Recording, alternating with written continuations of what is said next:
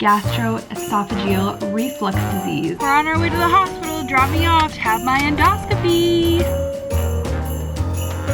Feeling really out of it, really groggy. But I was like aware and I was like really freaked out. Hello everyone. Today is Monday, November 30th, and I am filming this initial update and just kind of gonna talk about my experiences with acid reflux, or GERD, which is gastroesophageal reflux disease, which is just such a wonderful word. I have had this for, I want to say about 5 or 6 years now. I'm 25 years old. I'm relatively healthy. This is really kind of like my only health problem. And it's something that I have really dealt with a lot the last 5 or so years. It's really annoying, if anything. It's not incredibly painful. It's just really irritating. And if you don't know what GERD is, it's literally the worst word ever. It basically means that I have acid that is coming up my esophagus. And for me, I don't ever feel that in my stomach. Like, I can feel it from about like here at the top of my diaphragm to usually about like the middle of my throat. It's really uncomfortable. It feels like sometimes I just have fire stuck in my chest. It feels like I can feel acid just kind of like bubbling up my throat, and it's really uncomfortable, and at times can kind of like limit me as to the types of food I can eat. There's like kind of dietary restrictions that I tend to follow because I know it really irritates me.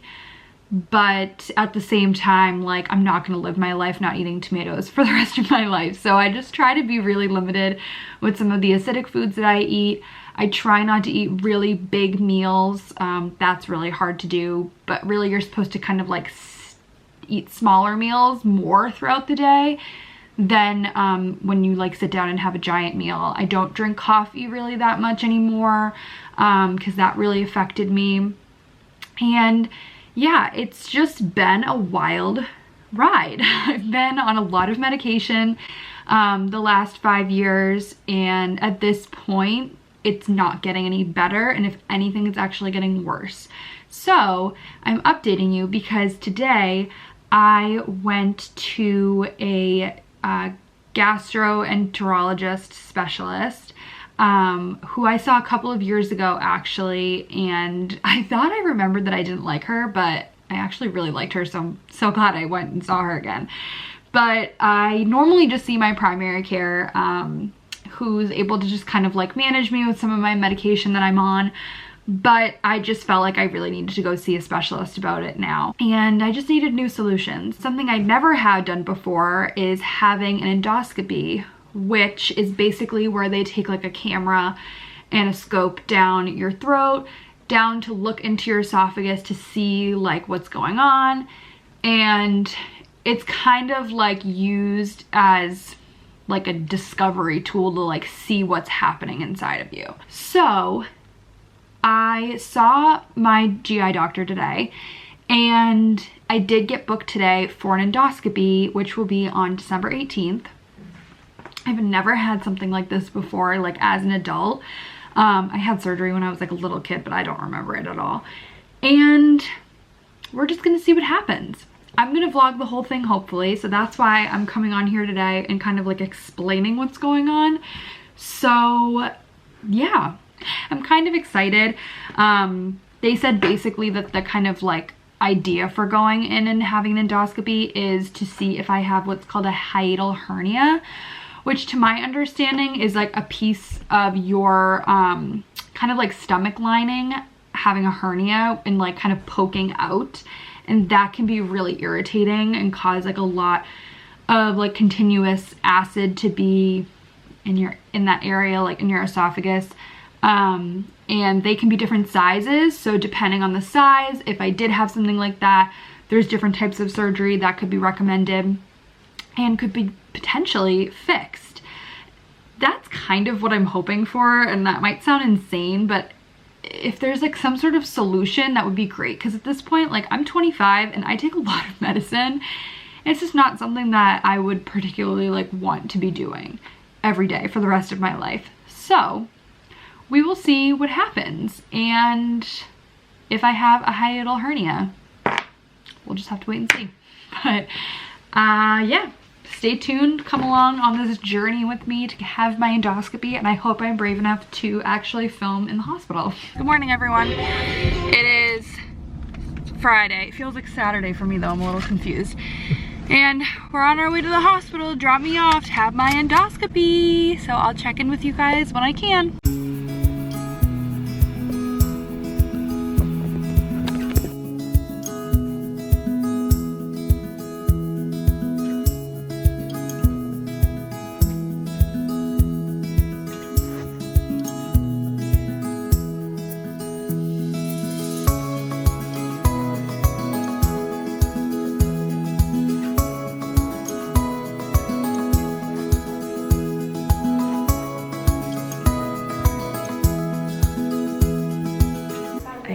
The procedure, and now I'm just gonna get dressed. Feeling really out of it, really groggy, but I think it went okay. I do remember some of it though, but I'll talk about that later.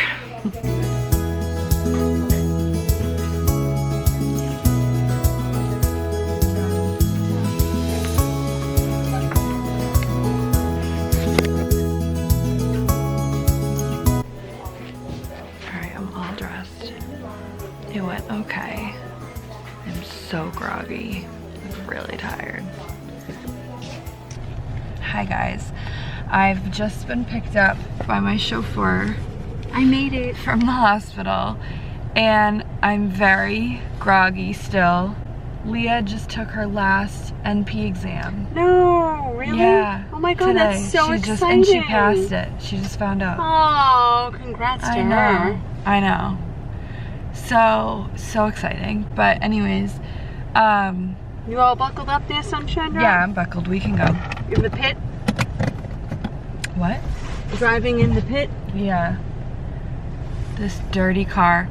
But anyways, all I know is I didn't see the doctor after. I saw like a nurse. The nurses were incredible. They were so amazing and so nice. But they did warn me that I would be aware of some of it, and I was really scared at one point. I don't remember if it was the beginning of them putting the scope down my throat or them taking it out at the end, but I was like aware and I was like really freaked out. It was freaky. Could you feel anything? Yeah, I could feel the scope in my throat. But for the most part, like... Could you hear them or were they muffly? I don't think I could. It was weird because it must have been when they were taking it out, because I was so out of it and like asleep, because it felt like it literally lasted 5 minutes. Like from the time she was like putting me to sleep, my heart rate was so high though the whole time. I was like... my heart rate was like 110 the last time I looked at it. Like it was really high, but it was because I was so nervous because the freaking machines are on with your heart rate, and like that was making me, I think, anxious. Do you know what I mean? To have to listen to the beeps of your heart rate when it's like 100. Oh my god, that was awful. But anyways, I don't really feel any different right now. Like my throat doesn't hurt. That's awesome. Like I don't feel any different from... Did they say you have any restrictions? No, they said that they did tell me to like take it easy with like eating like a snack, even though I'm fucking starving because I haven't eaten anything since last night. But I had apple juice while I was in there.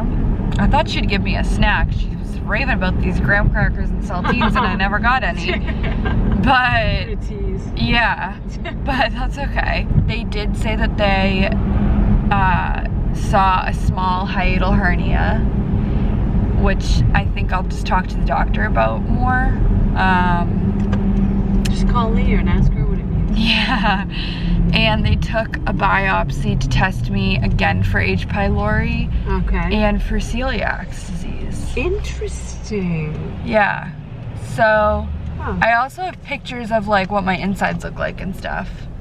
I'll go through that on the vlog later, but what does the hiatal hernia indicate?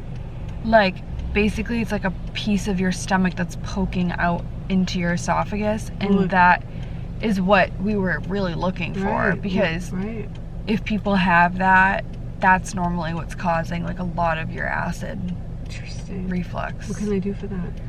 Well, they didn't talk about it to me today, but they did the last time I was in there. She said that if it's small, it can be dealt with laparoscopically to like get rid of it, or if it was like a huge hernia, it would be like a really big surgery.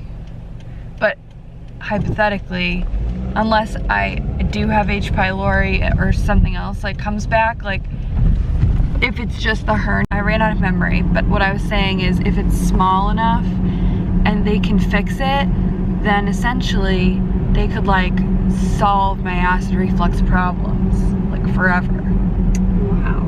So we'll have to wait and see, because obviously they're gonna test the other biopsies that they took.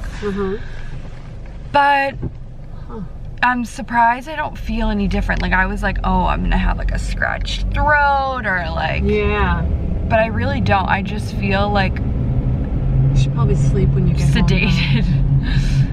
Yeah, they said most people just either like lie down, sleep, or just like sit on the couch all night, which is probably what I'll do. I would feel like you should have something soft. I'm gonna have some toast, I think. When I have some of that cinnamon swirl toast. Okay, good. I think I'm gonna have some of that. But yeah, when I get back, I'm gonna show you the pictures of my insides, because I still haven't even seen them yet. So does the biopsy tells you if you have celiac? Yeah, I think so. Hi guys, I'm back at home at my apartment, and I have toast in the toaster oven, which is what you probably hear clicking.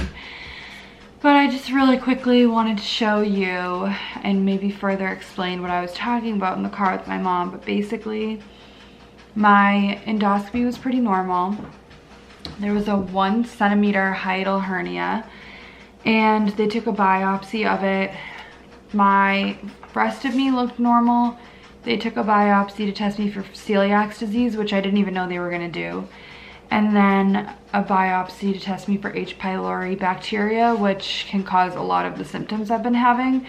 So this is really gross. So massive like trigger warning for if you find people's intestines looking disgusting. But I just felt like this is all I really have to show for this. So I'm gonna show you. It's pretty gross though, I'm just warning you. All right, this is what my insides look like. Don't be alarmed. No idea what this is. This is the second part of my duodenum, which looked normal, and they took the biopsy here for celiac disease. Gastric body, no freaking clue what that is. And then gastroesophageal junction and the third lower part of my esophagus. So it looks normal. That's all I have to say. I'm gonna relax, maybe fall asleep. I'm feeling really odd, kind of just really tired. And I'm going to eat some toast and have some water. Oh, my toast is done. And I'll talk to you guys later. Hi guys, it is a while later now, like a very long while since the last time I spoke to you. It's past midnight now.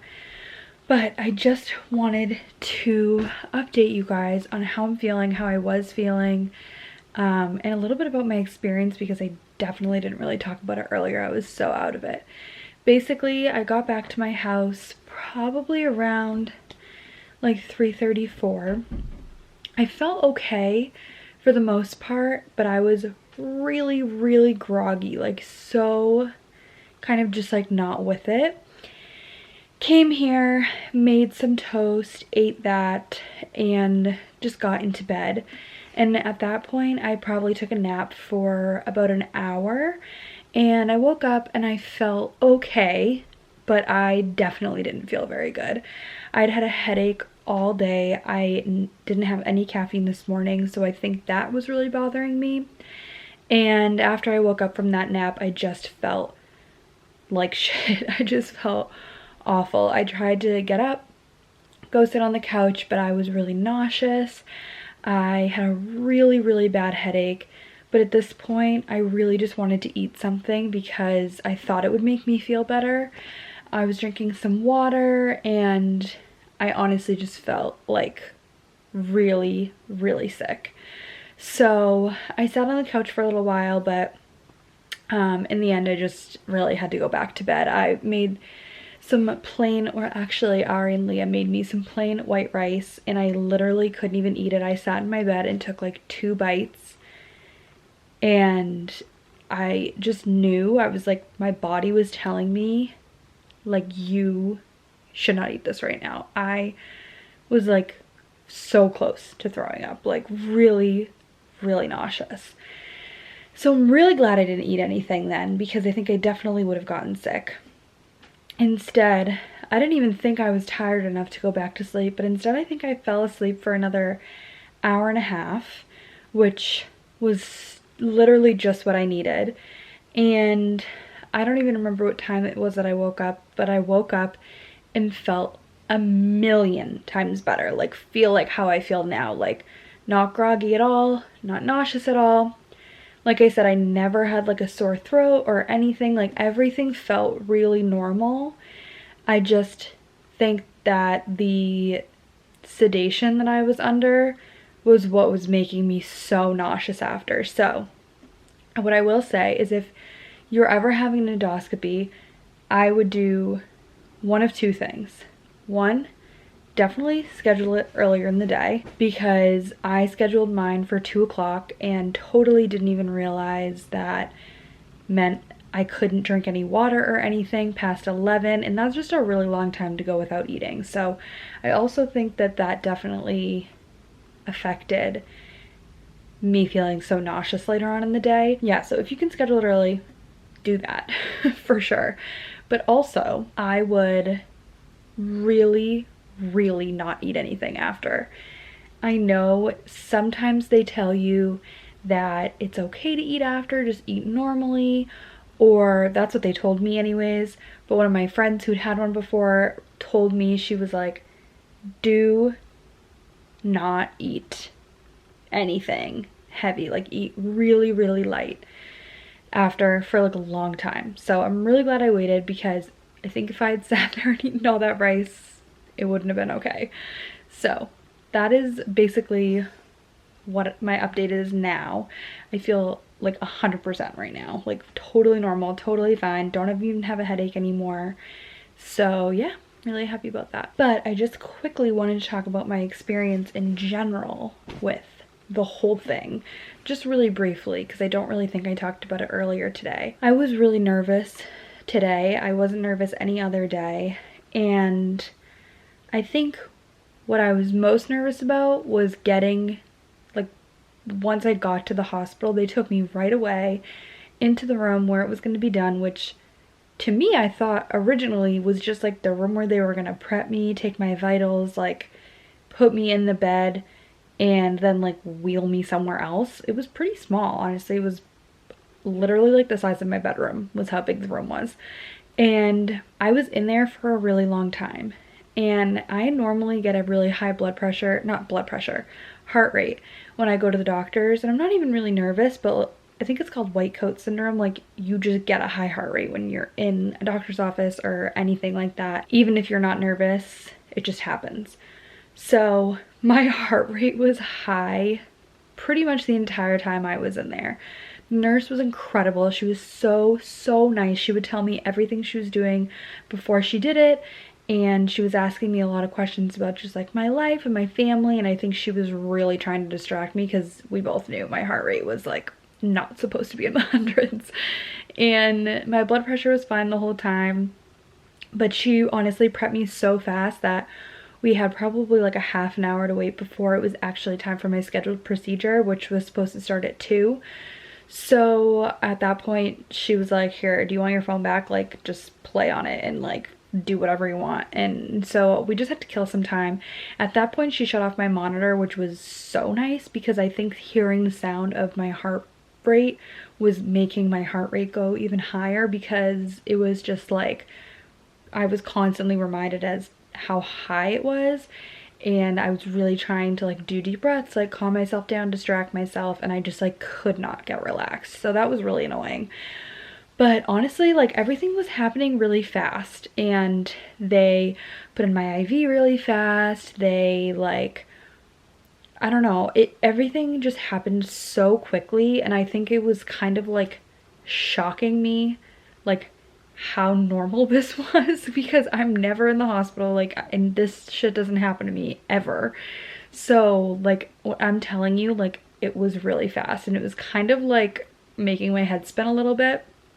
Basically what happened is, originally when I was in the room with just the nurse, she stayed with me the entire time. I don't think she was ever allowed to leave me, and I wasn't even under any medicine or anything yet.